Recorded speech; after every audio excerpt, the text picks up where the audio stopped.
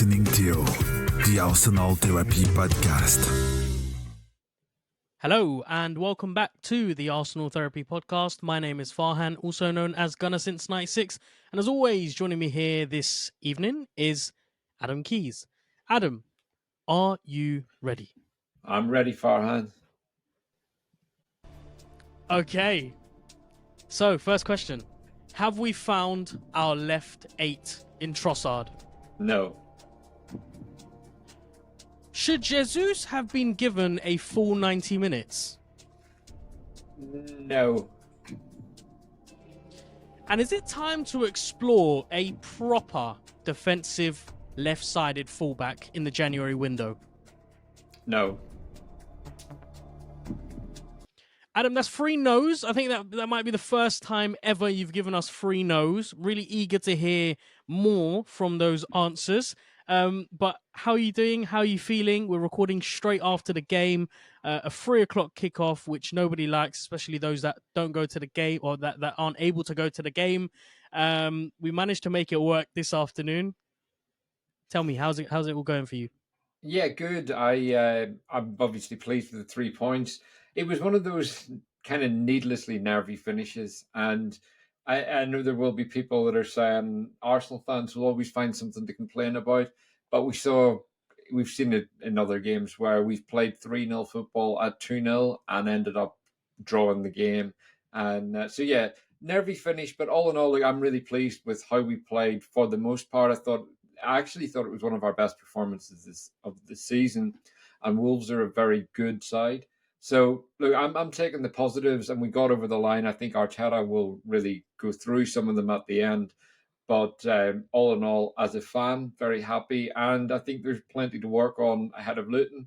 But all in all, top of the table, 4 points clear. Very pleased tonight. How are you? Yeah, can't complain. This is the first game of many in this very busy December month. And so we've got off to a winning start. The next fixtures don't come any well. They're not any easier, and it depends how you want to look at it. 3 consecutive away games. I know one of them is a dead rubber in the Champions League. But then Brighton, Liverpool, West Ham, Fulham near the end of the month. So we can only take the confidence, as you said, and today's performance, first half performance, in fact, even the second half performance as well, will be a different type of a performance. We did end up dominating the majority of the game, and some really strong individual performances as well, which we're going to talk about. So yeah, nice to see everyone continuing on from that dominant performance in the midweek against Lens. And, especially the front 3 as well, who seem to be looking a lot better. It seems like every game that they play together, every minute that they're on the pitch together, they're gelling more, and it's looking more slicker, smoother. We're seeing partnerships being developed on both sides of the pitch, both flanks, which is really good, because previous seasons we would always have the stronger flank.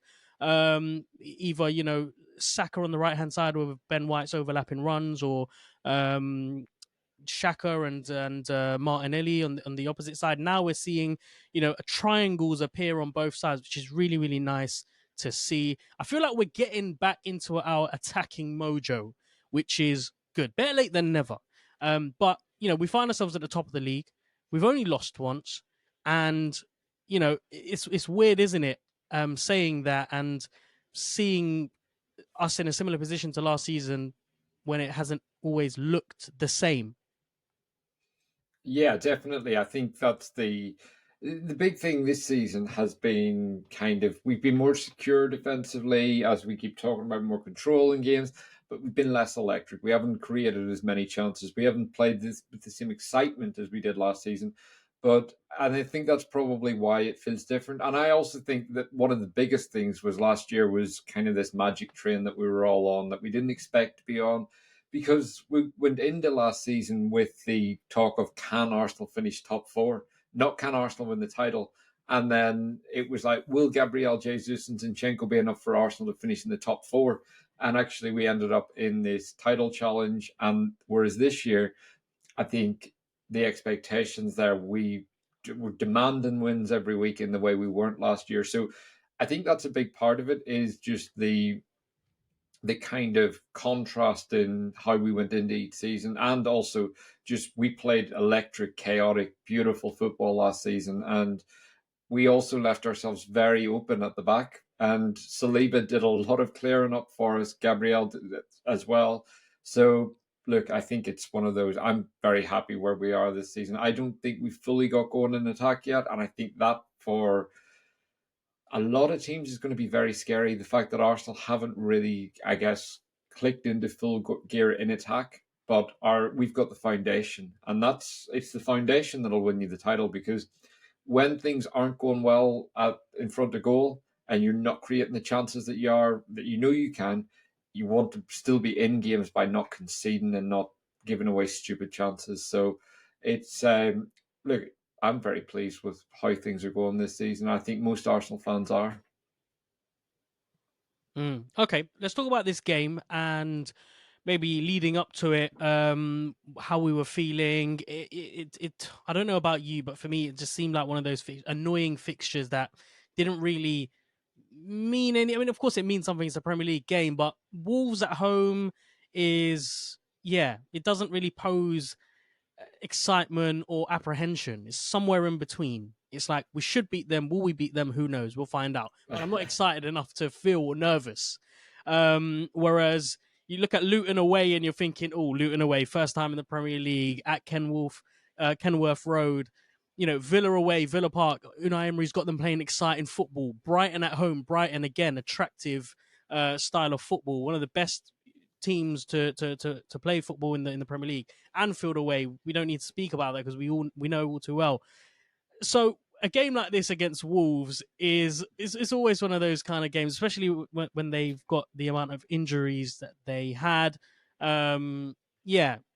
Really difficult to get yourself psyched up for it. I don't know about you, but this is how I felt, and especially it being a 3:00 kickoff. So starting off with the starting lineup, normally, I mean, this season anyway, I've just felt really like I just really don't care about starting lineups, and I found myself feeling the same again. There was only one change: Havertz out, Trossard in. Everyone else continued with where they left off in the Champions League. I don't know if there's anything more we can dissect or talk about when it comes to the starting lineup. But yeah, give me your take on the starting lineup. But also, I'm more interested to hear how you were feeling about the game going into it. Yeah, I think it was one of those. Like, I was actually looking forward to this game because Wolves have played very well this season. I did the preview show and talked about kind of some of their performances, and it was very much what I thought would happen today. Wolves aren't a low block team; they're a possession based team. They like to get the ball in the deck. They play the ball well. They work hard for each other. And that's what we saw today. That their possession numbers sit around 47%, which for a team in the bottom half is very high. They don't hoof the ball forward. They get it down, and they do try to play. They're not an overly dirty team either. But look, it was one of those. They have beat Spurs. They've beat City. They're a good side. So it was a game I was looking forward to and thought it had the potential to be a really good occasion for Arsenal. And then with the starting lineup today, it was one of those. As I said to you before the game, I'm not keen on Trossard at left 8. I just don't think he offers enough in that role. And I think today, the performance that we saw today kind of was why I had those apprehensions of him in that role. But all in all, I was happy with it. And I agree with you about starting up lineups this season, that there is a bit of a meh, I don't really care, because I've got so much confidence in the team. And a big part of that as well is we've kept that core in place, the Raya, Saliba, Gabriel, Declan Rice. And I think when you've got those four on the pitch together, the relationship with Raya and his defenders is getting better. And those guys, that trio in front of him, you're going to have a chance in every game. People don't want to play against those three. So all in all, I was happy with the team and thought there was enough there to win the game. Yeah, well, speaking of winning the game, it happened so quickly, almost reminiscent of the Champions League game against Lens, a very, very quick start. Now, usually I would ask you, give me your take on the first 10 minutes, but we obviously got a goal in the first 10 minutes. So talk to me about the opening exchanges. How did you, how would you summarize the way Arsenal approached that game in the opening few minutes? A bit like Lens midweek, I thought it was one of our fastest starts in terms of there was I think there was a desire to go out and get it done. So, and that's not something that we've seen this season. A lot of games I felt we've been feeling our way into them. Whereas today it felt like there was a real desire to go out and really win the game and get ourselves on the score sheet early. And that's exactly what we did. It was one of those that we were getting a lot of the ball, but we were pushing them back into their box very, very early on. And we were really utilising Saka out on the right, getting him into the game. And then obviously the goal came in the 6th minute of the game. So we were rewarded very, very early on. And the goal itself, it's just the combination between Saka and Jesus, the ball Saka plays into Jesus in the first place. That's one of those, we see Saka do stuff like this all the time. And it's just, even his assist for Jesus the other night is a really hard pass to play. He's under so much pressure. And today he manages to get that ball in between two players. Jesus with a lovely control and a little flick round. And then Saka into the box. Nice pass in from Tomiyasu. And just a really, really strong finish. And again, it's one of those, he's the one that's scoring. For the most part, he gets the opening goal, he gets the equaliser in games, and he comes up with big moments. And it was no surprise when it was him that opened the scoring for us today. So I was really pleased to see it. And it's just him continuing his great form. So that's his 5th goal in the league, and he just keeps scoring at the minute. So I think he's getting stronger, and it's great to see. Unlike last season, we had maybe you could say 2 or 3 different attacking channels, or 2 or 3 really exciting things about the squad. There was the rejuvenation of Xhaka, his role. There was the interchanging front 3, and there was the Saliba effect at the back as well. Yeah. Aside from those Odegaard. 3, there was maybe Odegaard, of course, and maybe a few other things like Ben White's overlapping run and Zinchenko inverting in. This season, though, it seems like there are a few extra layers being added to our, pardon the pun, Arsenal, and one of those is the inclusion of Takahiro Tomiyasu, who is almost replicating what Zinchenko does on the left-hand side, but on the right-hand side, which is lingering on that 18-yard box, just adding that extra figure. And in doing so, it does so much for someone like Odegaard, who is just free to roam around, do whatever he needs to do. The pressure is taking off his shoulders, and he can perform at his best. And I'm gonna spend a lot of time discussing Tomiyasu, because I think it's high time that we do. I think he's been going under the radar for the last few matches, only because I think most fans are just waiting to see whether these performances are consistent enough before we can start giving him his true accolades. But this game was a true reflection of, what another dynamic to that right-hand side. He didn't need to overlap.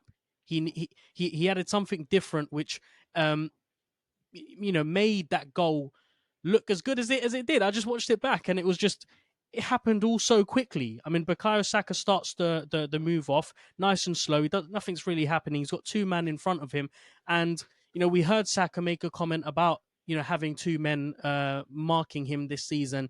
And the way that he needed to solve it was to find a solution. And it was so refreshing to hear from a player like him. It wasn't a complaint. There wasn't any excuses. It was, this is the situation. Let's find a solution out of it. And the solution seems to be creating these lovely triangles. I've just paused it just before the moment where he lays it through to Jesus with that cute pass. And you can see that triangle there formed really nicely with Tomiyasu entering on that edge of the box.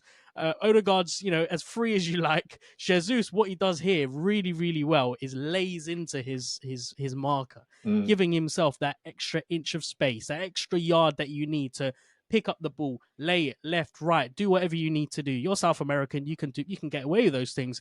And so he turns the ball, wriggles, lovely little flick into Tomiyasu, who doesn't even need to think. The I guess muscle memory, and not even that, just the intricacy as well to lay it off with that with the weight of that pass as well is so nicely done. Maybe you could argue Saka gets a little bit of luck there because the defender doesn't get a strong enough foot on it, but he still needs to do a lot in that situation with that finish, and executes it really, really well. So a really well worked goal. It's 1-0 to the Arsenal, and what a way to open up the scoreline. And really an excellent opening 10 minutes as well. Really great free flowing football, especially down that right hand side. And again, just chuffed for Saka, Jesus, Tomiyasu, and Odegaard as well.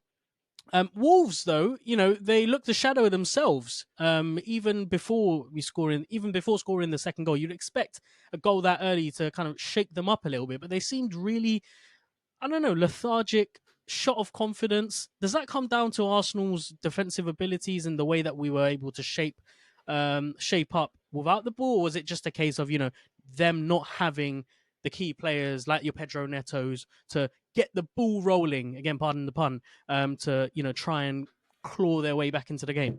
I think one of the big things was the two suspensions that they had. So they had two players missing in centre midfield, João Pedro and Mario Lemina. Lemina scored the winner against Spurs as well. But they are two very, very important players for Wolves, and you're taking their two starting midfielders out. So I think that definitely had a major effect on them, and the players coming in just aren't as good as those two, although I thought in the second half their midfield grew into the game. But I do think that will have played a major part. They've only won 4 games this season, Wolves, 2 away and 2 at home, but they have beaten City and they have beaten Spurs. So they're a side that they're playing well. They're a good side, but they're not winning a lot of games. So that is going to affect your confidence. And I think whenever you take 2 key players out of the team as well, you're going to see that kind of, I guess, nerviness that we saw from them today. And I think by complete contrast is we started really, really well. We are now full of confidence. We had just won 6-0 in the Champions League. We got a late winner against Brentford last week, straight after the international break. So 2 wins on the bounce. And you're going into it and you're looking at this Arsenal team and thinking, we don't want to play against them. They're right now arguably the best side in the league. So I think there's both sides. It's Wolves have lost a couple of players. The injury to Neto as well has affected them, but he's been out for about 4 weeks now. So it's not like he got injured and this is the first game he's missed. They've been used to playing without him for a few weeks now. And look, all in all, for me, I think a big factor is that teams are coming to the Emirates now already kind of half beaten. Whereas a few years ago, I think every team would have come to Arsenal and thought, this is my day to really turn up and show what I can do. And there was always that belief that teams could turn us over. So I think even going back to, over the last 10 years, really, there's always been that, I think with Arsenal fans as well, that doubt in your head, even though you know that the team should win games, there's always been an element of doubt of, how many times did you see a player pop up and it'd be like first goal in 2 years and they've scored a screamer against us? You just don't see that anymore. And I think that's a big factor in how teams come out against us, in that whenever you see teams play against City, they look beaten, they look nervous, and it's perception within football, and it's one of those teams win and lose games in the tunnel. And I think when you stand up and you look at some of those Arsenal players, like Declan Rice, William Saliba, those two have a real aura around them. And you'd be standing beside them in the tunnel and thinking, I'm going to have a tough afternoon today. Strikers really have that doubt when they try and take on Saliba. Rice just wins so many balls in midfield that I think that's a factor in why someone like Wolves comes here and looks nervous. Yeah, it's interesting, isn't it? In the midweek game, it was high energy, high tempo. It was very clear from the offset that we wanted to exert ourselves. In this game, it felt a little bit different. It was the same kind of energy, the same kind of attitude, but the tempo was being played, I think, a little bit more of a measured approach. Obviously, unlike the game against Lens, where they were matching that, I guess, energy. Wolves were, after the first goal anyway, they were a bit tepid, barely being able to play the ball out from their half. It looked like they were, again, short on confidence, like I said. But we looked so much more hungry to score, that second goal and beginning to really enjoy ourselves. And it was weird to see that because Arsenal have had this, this weird kind of approach to the start of games where we feel ourselves into them, where we don't want to make any overly bold, risky moves straight away. Why do you think it is that it was that we saw that approach at the start of the game? I don't. It may be down to us having our attacking players back. Like we've had a lot of different lineups this season, so having Saka, Martinelli, Jesus, and Odegaard all on the pitch at the same time, that could be a big factor in why we were starting faster in these games as opposed to in previous games where we've been building up the control and doing it very much from the back. So, but I'm not really sure. It could just be a case of we're working more on the attacking side in training now because we very much became a different side. So I would say a lot of the work during pre-season and everything going into this was around defending as a team and as a unit. So perhaps there's just a greater focus in training as well. It's really hard to tell exactly what it is because we don't hear Arteta's instructions. We don't see what's worked on in training. We literally have the eye test and the numbers that you can go into things with and kind of delve into. But the reality is everything we do is pure guesswork. So it's when it's down to why a team performs in a certain way, like to be a fly on the wall in Arteta's dressing room and listen to this stuff and find out exactly what the instructions are, it would be fascinating. Okay, let's talk about the second goal. It comes very soon after the first, and this time it's Odegaard at the end of the beautiful play between several players. And this time the goal is created on the opposite side of the pitch. Do you want to talk us through the goal? Yeah, really nice piece of play. Zinchenko gets the ball. Who does he play it into? It's he does it's a 1-2 between him 1-2. and Jesus. Oh, it's Jesus he plays it into. Yeah, it's one of those he plays it in. It's given like very very quickly, and Jesus just opens his body, plays that, and really good work from Zinchenko to get in round. I think it's Trossard that could have taken it, but he leaves it for Zinchenko, which it was the right call because I think he was probably in an offside position. But then the cutback is just absolutely inch perfect. It's for a player arriving in the box. That's exactly the weight with the right amount of pace on the ball. It's just so accurate. It's perfect for Odegaard to hit. And I don't think there's a player in world football right now that's better than Martin Odegaard at hitting those kinds of shots. So on his left foot with the cutback, whether it's at the edge, in and around the penalty spot, or outside the box, Martin Odegaard is the best player in the world at putting the ball in the back of the net like that. So, and it's something 2 years ago we didn't really see much from him. So, just the work on that side of his game over the last year and a half has been insane. And look, it was a beautiful finish. He just catches it perfectly. The keeper's got no chance. And again, I said the other night whenever he scored that I felt like he needed the goal, and I think the same. I think that goal definitely gave him the confidence that he needed, and he looked like a different player today.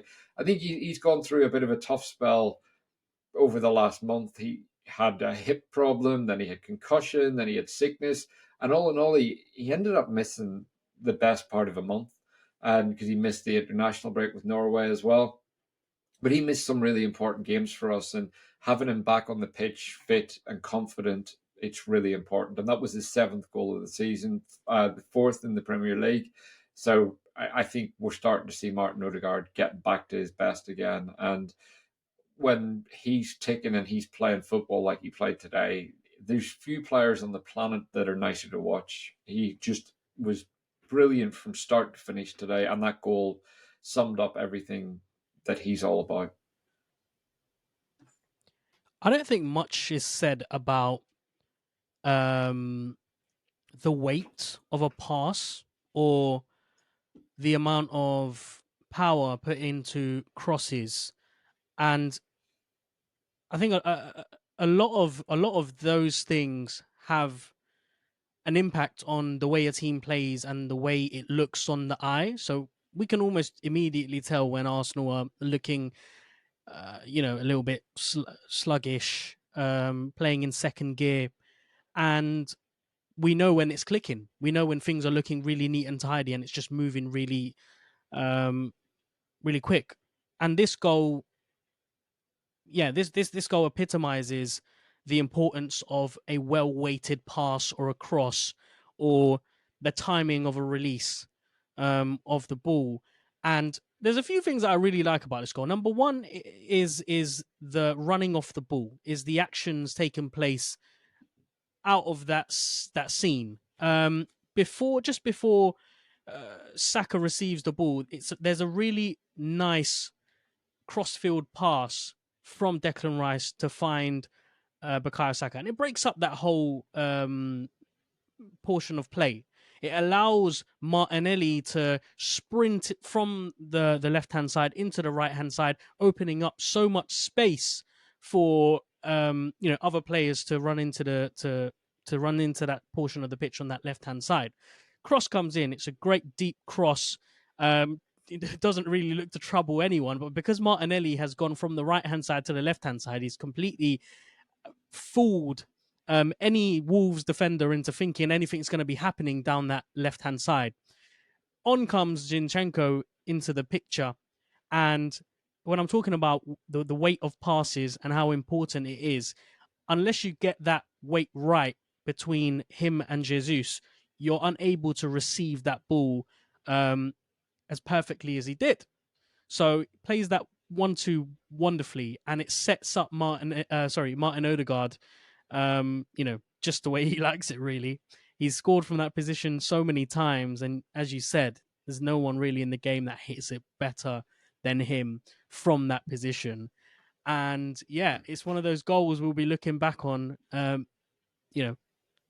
in year after year.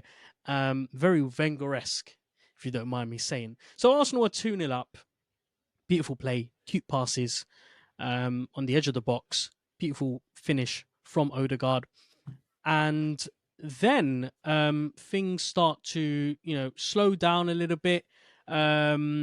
I think because we were 2-0 up, there was a sense that we were quite secure. Having said that, though, we did have a number of opportunities in that first half to make it 3, 4, potentially 5 as well. Yeah. Wolves were slowly getting back into the game, but that's because we slowed down the tempo. We then built it back up. So why don't you maybe talk us through one of those chances where we should have maybe put it in the back of the net? I'm trying to cast my mind back to the order they came in, but we had numerous chances in and around the first half. We had the Gabriel header that he should have done better with. We had the penalty incident with Jesus where he gets pulled back. What else did we have in the first half? Declan Rice has a shot which looks to be heading in the bottom right-hand corner. It deflects up for a corner, I think. So yeah, we had that. We had. I'm trying to think through these. Martinelli's shot clips the post. Hit the post. The Martinelli one's really interesting, actually, because it starts with Martinelli chasing back. Zinchenko makes a mistake, loses the ball. It was Zinchenko and what's his name, Nelson Semedo. Semedo and Zinchenko were coming together. Zinchenko looks to have dealt with it, slipped. Semedo gets ahead of him. Martinelli chases back, wins the ball. We get out, and we hoof that ball forward to Saka. He ends up in a foot race, and again, a really, really clever, brilliant play from Saka. He has the legs, beats the man for pace, and then he kind of just puts the brakes on, opens up the whole pitch, comes inside, sees Martinelli sprinting forward, and just plays a perfectly weighted pass into him. And it's just exactly the positioning of the pass and the weight of the pass are exactly where a player like Martinelli wants the ball. He wants it to run onto, and he comes bursting through, and it's far enough ahead of him that he's meeting the ball and able to go straight.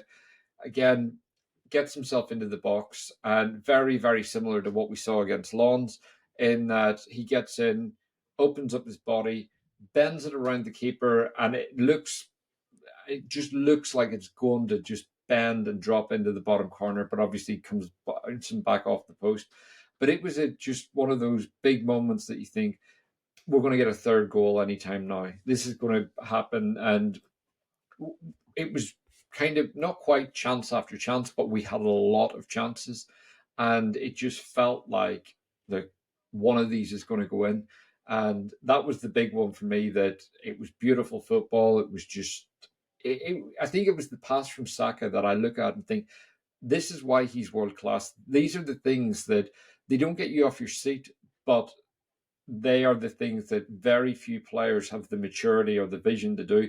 And to do these things at 22 is pretty insane, because not many players can do them. And it's also the reason why I think Saka can play pretty much any position on the pitch. So you put him in left 8, he can play passes like that. Put him in right, he'll do that. You put him in the left wing, he'll play cutback after cutback, and they'll be so accurate. But all in all, I just think he's what he brings to this Arsenal team is absolutely insane. And I think that was one of his best all-round performances that we've seen for a while. And on another day, he gets a very well-earned assist from that, and Martinelli gets a goal. And I am a bit worried about Martinelli's goals in the Premier League. He's only got one this season, and it was the goal against City. So I think that goal would have been massive for his confidence as well. And although he's been scoring in the Champions League, he hasn't quite hit full form in the Premier League this season. Speaking of goals, I did want to have a quick chat about Gabriel Jesus. He had depending on how you want to look at it, I think he had a really good performance. I think his work rate was superb. His ability to link up play made us look really fluid in the final third. Wolves were really struggling to mark him out because of his ability to just be here, there, everywhere. But he did have a few chances on goal, and they were quite good chances as well. One of them being in the back post. He hates that back post for whatever reason. He can never get it right. It's a brilliant cross in from Saka. Gabriel goes for the header, which I guess it puts him off a bit. I'm assuming he thinks that Gabriel's going to get that header or make some contact. Doesn't. The ball falls to him, his feet, and he just doesn't time the shot at all. Doesn't time it well at all. And then I think a few moments later, Jesus with another chance, another opportunity after Odegaard intercepted a really poor pass from Wolves on the halfway line. He's put through with a lovely pass by Odegaard, and just the finish isn't really hit with much venom. In that position, I'm expecting him to be really testing the keeper. Ends up not doing it. So those were the two opportunities that Jesus had in the latter part of that first half. Nketiah comes on near the end of the game, and we'll speak about him in a lot more detail. He's unable to convert his opportunities.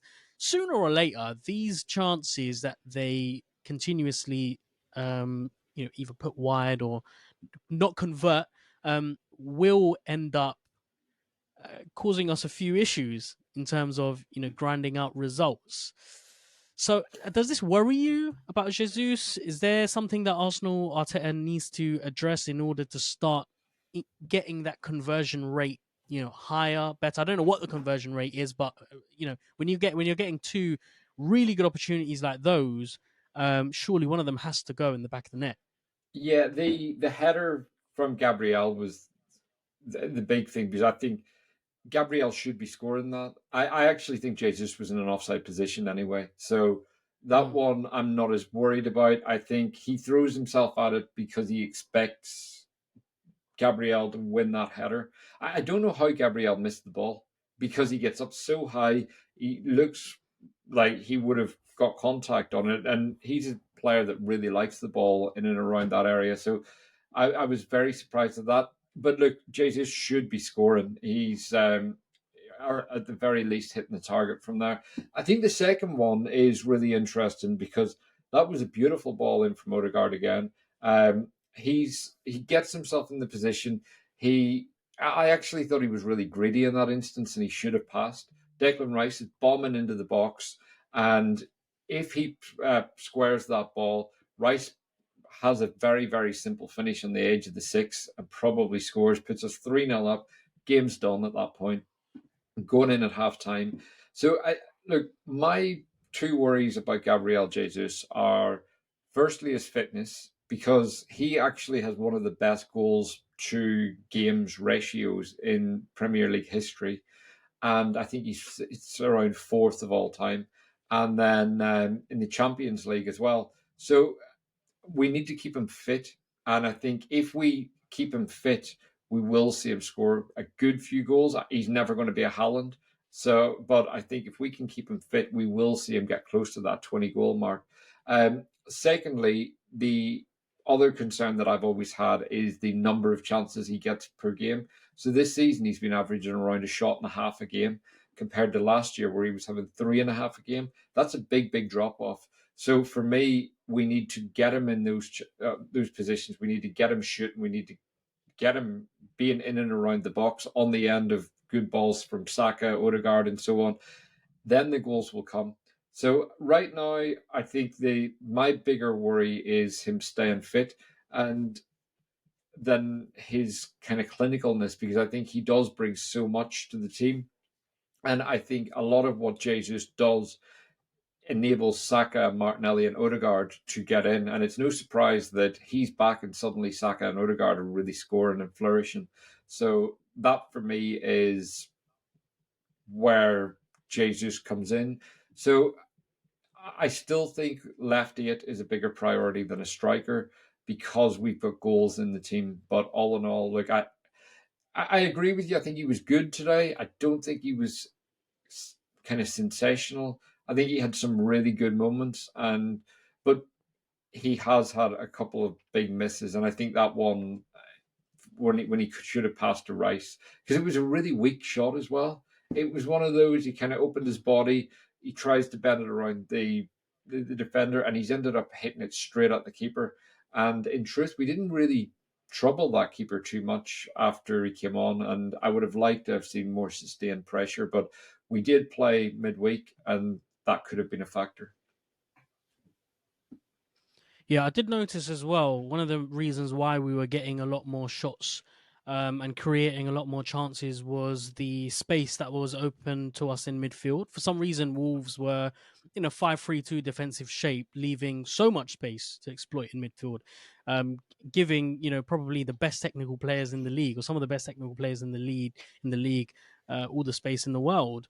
You're talking about Rice, Odegaard, Trossard, even. And yeah, it was surprising that they set up in a way, because usually teams, it's very rare that you'll find two men being positioned in an attacking position without the ball. So I find that quite interesting. But it did get a little bit hairy at the end of that first half. We kind of switched off a little bit defensively. And there was a moment where there was a bit of a mix-up between Zinchenko and Saliba, who don't communicate with each other, let the ball run into Hwang, rolls in and goal, and luckily Raya is there to deal with it. I actually think it's Hwang who doesn't make the most out of that. And Raya, potentially, we could be talking about a different scenario where he doesn't... He chooses to kind of, or he's a bit hesitant to come running out. Usually in that situation, you'd expect the goalkeeper to come running out and to close down the striker. Chooses not to, composes himself. And I guess it's the nature of David Raya to, deal with that situation as calmly as possible. But we get away with one, don't we, at the end of the first half? Yeah, it's a funny one with goalkeepers because basically it's kind of the outcome is because he's got away with it and he's dealt with it in the way he did. It's like he made the right decision. But if Juan goes round him, it's like he should have come out quicker. He should have dealt with it. So that's always what's hard with keepers. It's like if the outcome goes against them, even if they've done everything kind of that you're coached to do, it's like, oh, the keeper made the wrong decision. On this occasion, I don't know what was the right call. Ultimately, he has got away with it. I don't think Juan made enough of it. But look, it's a really poor mix-up between Zinchenko and Saliba. And I think it was more Zinchenko than it was Saliba, because if Zinchenko just drops off, Saliba probably just pops it back to Raya, or he goes past the man. But what I did like about Raya in that instance is because he didn't rush out, it could have been one of those where he's instinctively looked at the distance and thought, I might not win that ball. And he's made the striker make the decision. And ultimately, the striker's made the wrong decision. And he actually deals with it quite well. He gets his leg down in a real blocking position. And again, does what you're coached to do in that position. So he makes sure he doesn't commit a foul. And look, I think you're right. We did get away with one because if it's an Arsenal player, you would be expecting them to do more in that situation. So it was one of those, a nervy moment that we didn't need, and another one that Zinchenko was involved with today.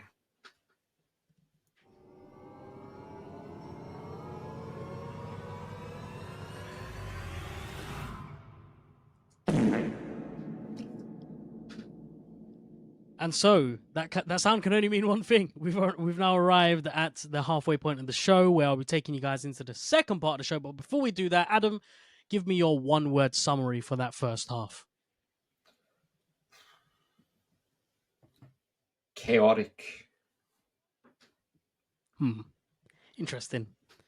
Okay, we'll run with that. Chaotic. And I guess the second half, what's the opposite word of chaotic? Controlled. Controlled, maybe. Yeah, I guess it is controlled, isn't it? Yeah, that second half, very different to the first. I mean, it started off quite well. It was an electric start to the second half, actually. Saka almost immediately posing a threat. Launches a lovely ball in to the box from the right-hand side. Trossard puts in another cross as well, I think, from the opposite side. But we kind of turn into the static Arsenal with our defensive shape, not really willing to run off the ball, Wolves being able to knock the ball around, and we're happy to sit off and allow them to exert themselves on us. Now, in previous seasons, we'd be quite unhappy and cross with the players, with the coach, but it seems like now there are phases in the game where we have to play in this style because number one, we're defensively able, and number two, I guess from a defensive standpoint, it's good to be tested because then it shows how good we are defensively. And when we're able to deal with scenarios and situations on a consistent basis, building on that muscle memory, but also building on that confidence that yes, we are one of the best defensive sides in the league, and we're able to do it in the bigger moments, in the bigger games. So when you're really up against it in the final 10 minutes against City, against Spurs, come that North London derby at the end of the season, when we're really up against it, these moments will have a knock-on effect because we would have proved that we're able to do it. So on that front, it's good. It's good to have those moments, but also to be able to recharge the batteries and then be able to quickly pose, either a counter-attacking threat or a quick break on the counter. So, yeah, how are you processing this side of Arsenal where they, put themselves into that defensive shape and allow the opposition to hold the ball and to build momentum? I don't really mind it because I think when we win it back, we do control the game a lot better. And I think, again, when I talked about last season, I said that we left ourselves open a lot at the back. I think this year, out of possession, we're so solid as a unit that really helps us build and grow, and we can kind of let teams play for a bit and not have the same panic that we used to. But I think with the second half today, there were moments. Cunha had a great shot, which was a very, very good save from David Raya. He kind of he turned Declan Rice, which is no easy feat. So I think I actually thought Cunha had a really good game today, and he turned right. Raya does well. It's at the near post. There's plenty of power on it. But again, we talked about this after the Lens game where the keeper palmed it into a dangerous area and Saka scored from Martinelli's shot. With this, Raya does everything that you're taught as a keeper. It's like get it away from the danger area, get a good firm hand on it, get it away. And he really rescued the team at that point, because I think had it have gone 2-1 then, that could have been... It may have done us a favour and woken us back up, but look, he was there, and that was 2 times he saved us in the space of kind of 10 minutes in the game. So the end of the first half, and then again at the beginning of the second. So that was an instance where I just felt we needed to waken up a bit, and it wasn't long after the Jesus penalty incident as well. So, but just on the penalty incident, what did you make of that? Because that was around 48 minutes, and then the Cunha chance came with us letting them have the ball 5 minutes later. I'm smirking because for those of you that are listening, you won't know, but I'm smirking because I don't know. I wouldn't have seen it. My stream cut out for the first 6 or 7 minutes. So you're going to have to talk me through. I had no idea there was a penalty incident. Nor did I know that Declan Rice was spun. So this is all news to me. So you're going to have to fill me in. So basically, the ball comes into the box, good cross in, and the defender has a hold of Jesus' arm. VAR reviewed it and decided not to give a penalty. It's one of those, I think it's, if I'm looking at it and thinking if it was at the other end, I'd be annoyed if we conceded it. But I have seen penalties given for that. He does hold him back. My question, when I was watching it live, my instinct was that Jesus was in an offside position. I don't know if he was, but it was one of those, he kind of throws himself to the floor, and maybe he went down a bit too dramatically, and that's what we thought. But it's one of those that could have very easily been given, and at 2-0, had we have got a penalty then, it becomes a very, very different game, and kind of the game's put to bed then. And I think the Cunha chance that happens a few minutes later doesn't end up having any impact. So yeah, one of those incidents where we haven't needed it today. We haven't needed to get that penalty, but on another day when the game's much tighter, it does beg the question mark again of consistency, because there was one given very similarly in the Forest Brighton game last weekend. Okay, well, something to look back on, I guess. It doesn't really matter though, since we've won the match ultimately. But having said that, you're right. In the sense of maintaining a standard. I don't know what standard that is anymore in the Premier League, but yeah, something worth looking back on. He's not on the pitch for much longer though. 15 minutes maybe into the second half. Arteta decides to sub him off. I asked you a question at the beginning about whether he should be allowed to play 90 minutes. Is it a case that because we're playing midweek games and he's only getting 3 to 4 days of rest, that it's important to take him off after an hour? Or does Arteta think that, because we're only 2-0 up, he's had a few chances, we're beginning to slow down a little bit and we need a proper striker? I put that in quotation marks, proper striker. What do you think it is?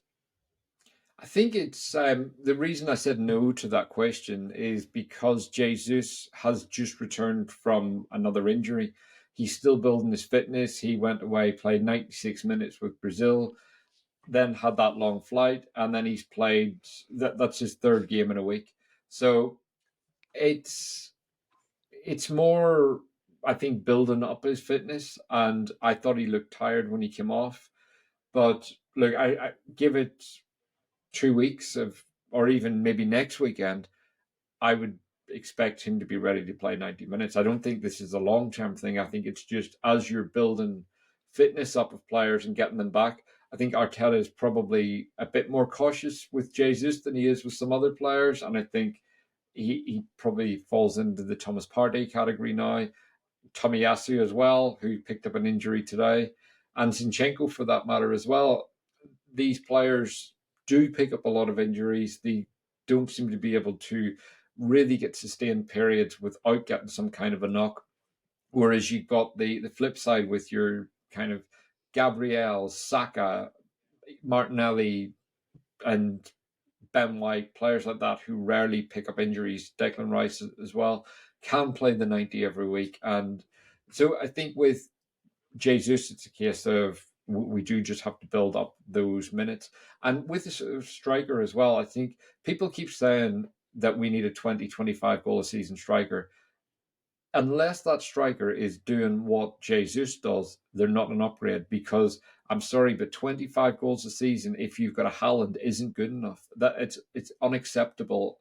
The reason Haaland plays and does so well for City is because he's scoring 35 goals in the Premier League, and he's coming out with 50 goals in all competition. He's not coming out with 25 goals. If Haaland did what he does for City and only got 25 goals, there isn't a chance in hell Pep would play him. It's so when we're looking at a striker, we have to be looking at someone who can bring similar qualities to Jesus on the ball and really help us as a team, and then also get the extra 10 goals a season that he's missing. So that's where I have trouble with certain strikers that we're linked to, because I don't think they're good enough all round. And I also don't think they're in that lethal category either. I think there's very few truly lethal strikers around. Haaland is one of them. But even if you look at, like, Liverpool paid a lot of money for Darwin Nunez, who I rate very highly, but he's someone, he misses a lot of chances. He's a great mover and he keeps getting into positions, but he does miss a lot of chances. And that is the forward market right now. There aren't loads of strikers out there. And really, if you want a really top tier striker, you're expecting them to be hitting close to 30 goals every season, not 25. Yeah, we've arrived at a time in a really, really weird sort of time frame where there aren't really that many prolific strikers around. Your Zlatans and your Lewandowskis are, they've come and gone, and I guess we're waiting for the next crop to pop up. So, but I think me and you, we have different expectations or different desires for our second string striker, if you want to call it that. No matter what happens, I think Jesus needs to stay in that 9 role. He does far too much off the ball, and he does far too much for others around him to then be replaced for someone who may score 20, 25 goals. But I would like Arsenal to tackle this problem by looking at it from a different point of view, and that's adding another layer of dynamism up top. Just another option. I agree with you on that. It can't be a similar trait. Yeah. Yeah, I think the thing for me is, if we're upgrading on Jesus and going for a striker, it's that upgrade needs to be of significant quality, and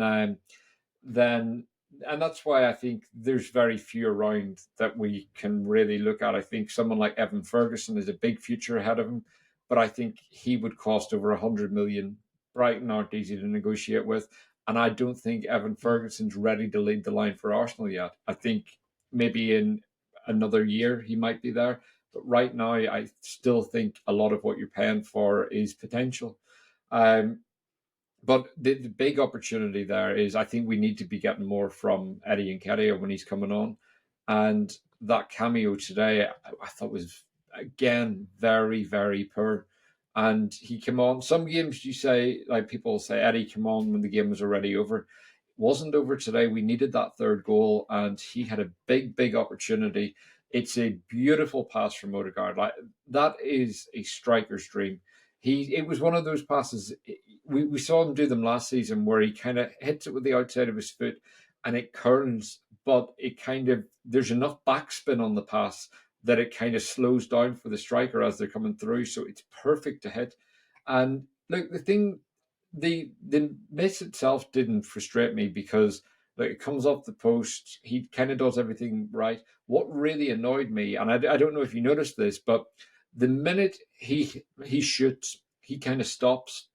And then he actually stops in the box and puts his hands on his head. It's like, mate, keep playing.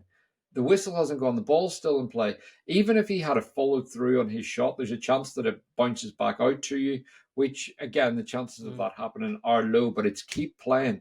The game's still going on. Stop. You're already half willing away to celebrate. Keep playing. Chase down the defender. Try and win it back. Support your teammates. And there were multiple times today I thought, when I looked at Eddie, it's like, you look like you've played from the start. You've only been on 15 minutes. Why are you not showing more energy? And again, I've questioned, is it a coaching thing? Is this instructional?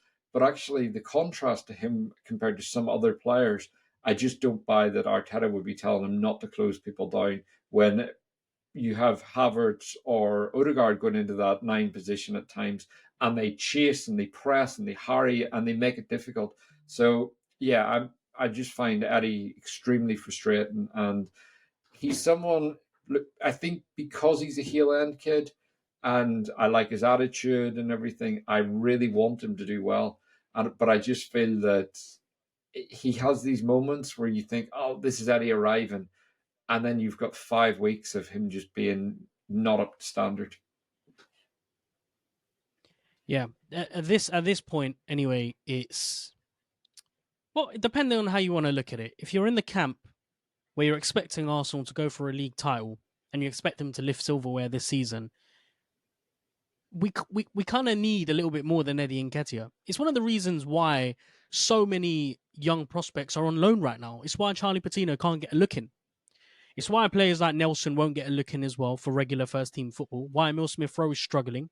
It's because the bar has been set so high that you shouldn't be allowed to get away with those moments. You know, we're seeing how cutthroat Arteta has been with players like Ramsdale, with players even like Ben White at the beginning of the season. Cast your mind back to what was happening with Gabriel, and so you know, it's been this whole this debate, this conversation. As comfortable as it's been, you know, it doesn't seem like we're ever going to really get to, because the decision was made in the summer. We picked Eddie over Balogun. We decided to commit ourselves to him. I just feel like we're so far into that commitment. It's, you know, there's no turning back. So Arteta kind of has to die on this hill if he does. One of the things that really annoyed me about this particular moment... Yeah, go on. I think part of the Eddie Balogun thing is, and when we had Charles Watts on the pod, we discussed this with him as well, it was down to the market as well, in that there was real interest in Balogun and Arsenal didn't have anyone looking at Nketiah. So if there was, and we could have got a similar fee for Nketiah, it might have been a different story, but I think Balogun was wanted by a lot of clubs in Europe, and the club saw it as an opportunity to cash in when we needed to bring some cash in to buy Declan Rice and players like that. So I think part of that was down to circumstances, and I imagine Nketiah will be someone that we will upgrade on this summer. But part of it's also priorities. So in the summer we went out and bought Rice, and he was our big signing. So I think with signing a striker, it was there's a possibility that had Tony not have been banned, we would have gone for him. But obviously he was banned. So yeah, I think it's probably down to circumstances as well with Nketiah. But yeah, just a really frustrating miss today. But sorry, what were you about to say? Because I cut you off. No, it's fine. Yeah, no, I was just saying that one thing that really annoyed me about that particular moment that you were talking about was his lack of an instinctive striker's run. It if it had not been for Odegaard, had maybe any other player on that pitch in that moment might not have been able to get that pass through to Nketiah. Because it's Odegaard, we take it for granted. You know, the guy can get the ball anywhere on the pitch. That pass tears through the Wolves' defence, and luckily, Eddie's pace, he does enough to get to the ball. But what really annoyed me was the moment before where Odegaard picks up when he's looking to release Nketiah. I urge you to look back at the opportunity, but he's so hesitant to run in between the Wolves players. He's so hesitant to time that run well that he delays it. Odegaard's then forced into playing that pass. He finds a different kind of channel to play that pass in between the two Wolves players. Eddie uses the opposite side of his marker to then run in the box. And it's put on a plate for him. He really, really, really needs to get that shot on target. Someone else hit the post. I think it was Martinelli, wasn't it? It's a shame that he wasn't able to finish. I would argue that was more of a difficult opportunity. But it's moments like that where you look at a player and you really look at them critically. Yeah. But yeah, we had other chances, and again, it was Odegaard at the centre of them. He played in Trossard, who kind of went around the keeper and didn't really do anything. That was followed up by Saka, who just went in and for once made the wrong decision in the box and just elected to hit a shot straight away, and which was blocked by a Wolves defender. But in that instance, Nketiah was free around the penalty spot, and he could have rolled it across. It's one of those. It was a very instinctive shot, but again, it was a beautiful ball into Odegaard, and Trossard goes clean through, and you just think he's going to chip the keeper. And for some reason, he takes that extra touch that he doesn't need to. He needs to shoot quicker, and he's not clean through. There's a defender close to him, but on another day, he scores that, and I think this is why I say it was one of our best performances of the season, because we created all these chances. Hold on. Adam, you've forgotten to mention the most important thing about that play. It was Havertz's interception that started all of it, and I can't believe you missed that.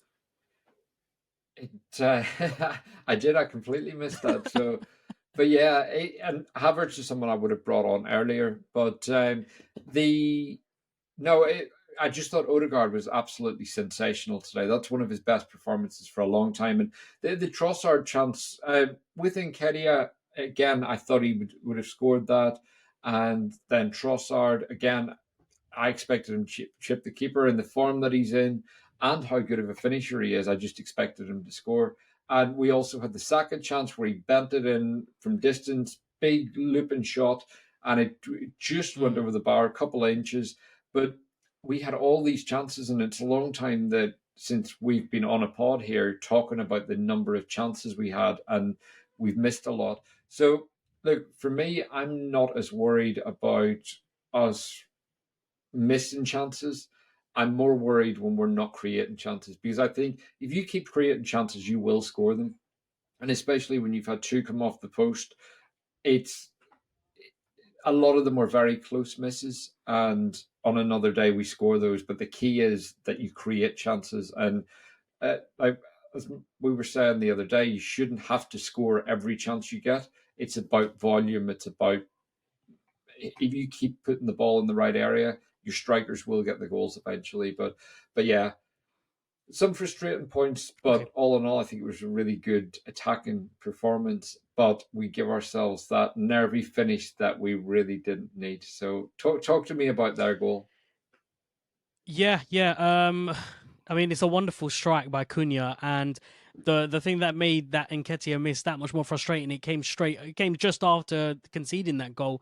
Rice, Havertz, and Zinchenko are all standing around the ball. Rice makes the challenge, and it forces Zinchenko. I don't know, whether it's a lapse of concentration. I don't know whether it's just Zinchenko being Zinchenko, but he loses the ball cheaply, and he was doing it a few times in the game. There were, I think, 2 or 3 other occasions where the ball was just being intercepted.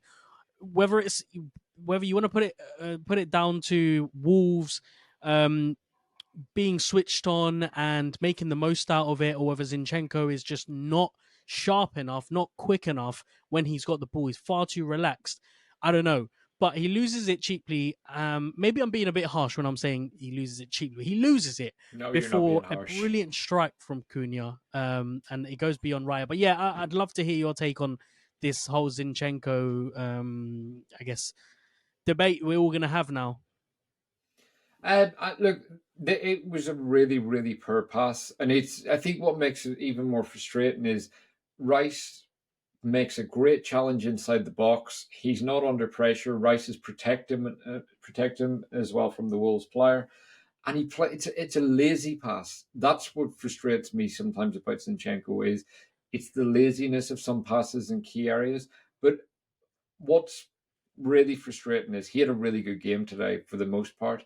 There were a couple of instances defensively where he did make mistakes. We talked about the Martinelli chance. That all started from a Zinchenko mistake where he loses the ball. And there's times I think Zinchenko, instead of playing the simple or obvious pass, makes things difficult for himself. And some of those reasons are why he's so good and so effective because he does take risks.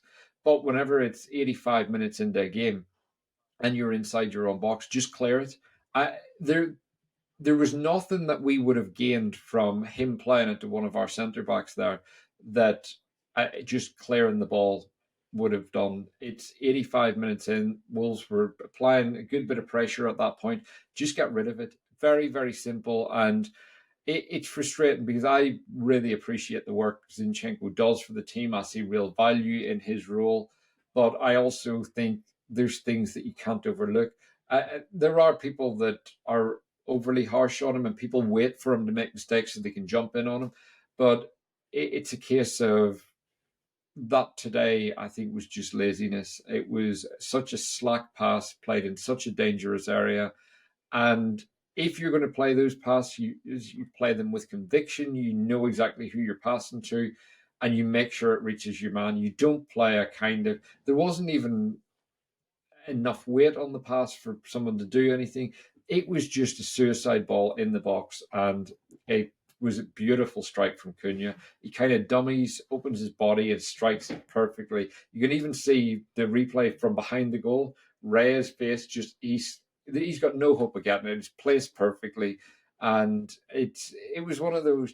I was gutted for Raya because I thought he was fantastic today. I thought it was one of his best performances for us, both with his feet, his collections, and then he made those two big saves just before and just after halftime.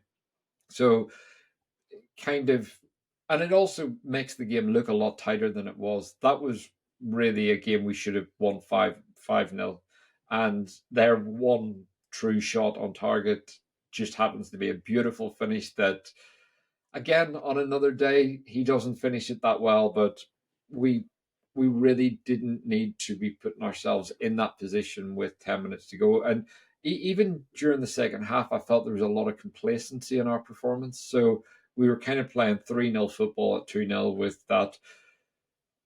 In midfield, there didn't seem a real urgency from our players. Odegaard was still very good. Declan Rice was excellent. I felt Trossard was a bit too casual at times. Zinchenko was definitely guilty of being casual. And there was a lot of, it felt like we wanted to hold the ball rather than go and get that third goal to just kill the game.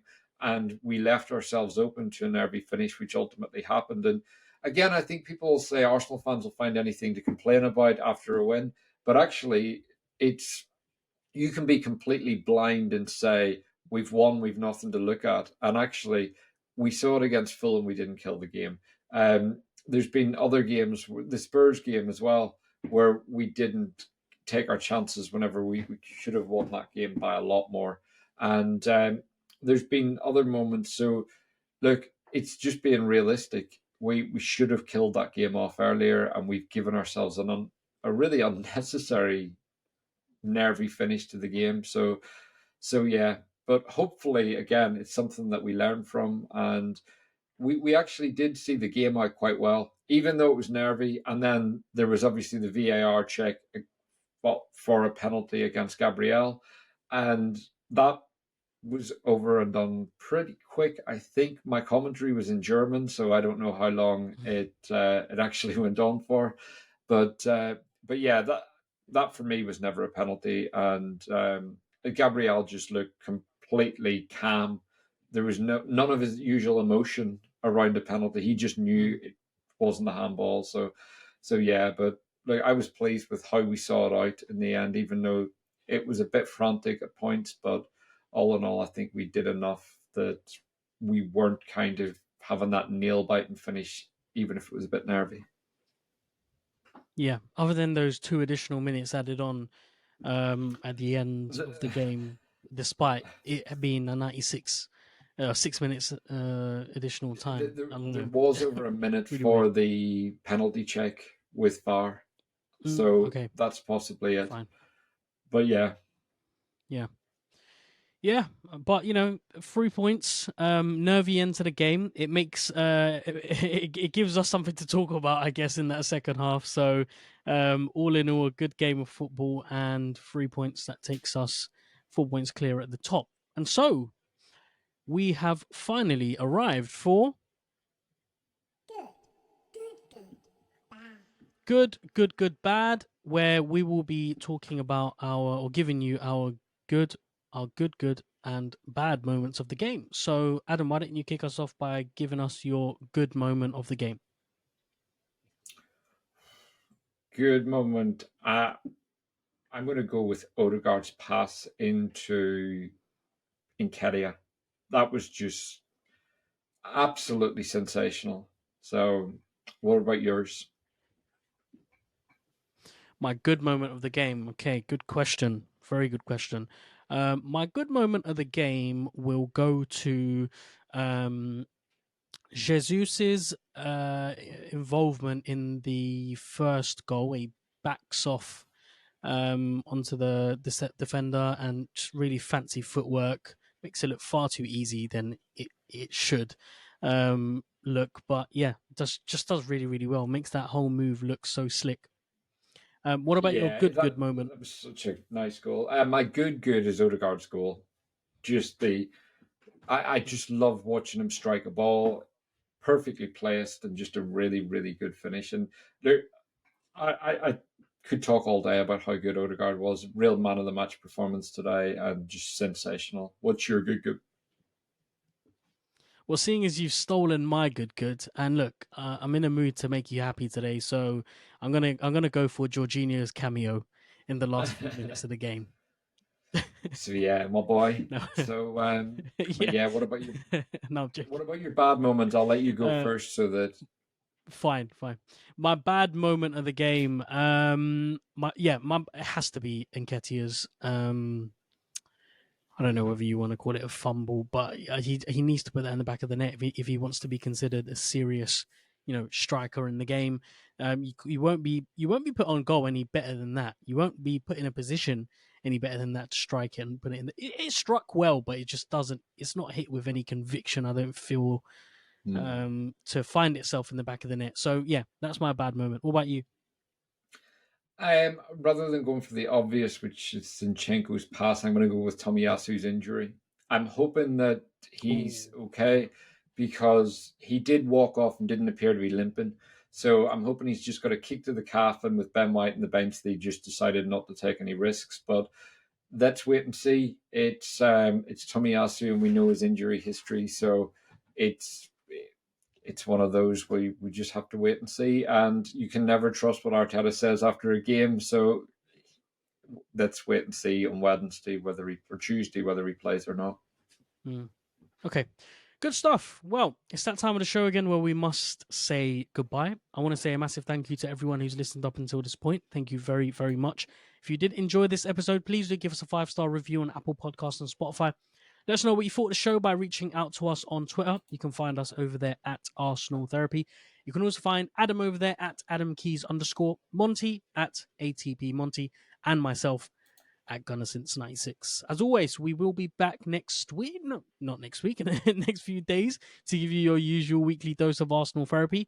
But if you can't wait until then, make sure to head over to the Arsenal Therapy YouTube channel for the 15-minute show and the preview show. So until then, take care. have yourselves a lovely week, and we'll speak to you soon. Thank you very much. Bye-bye.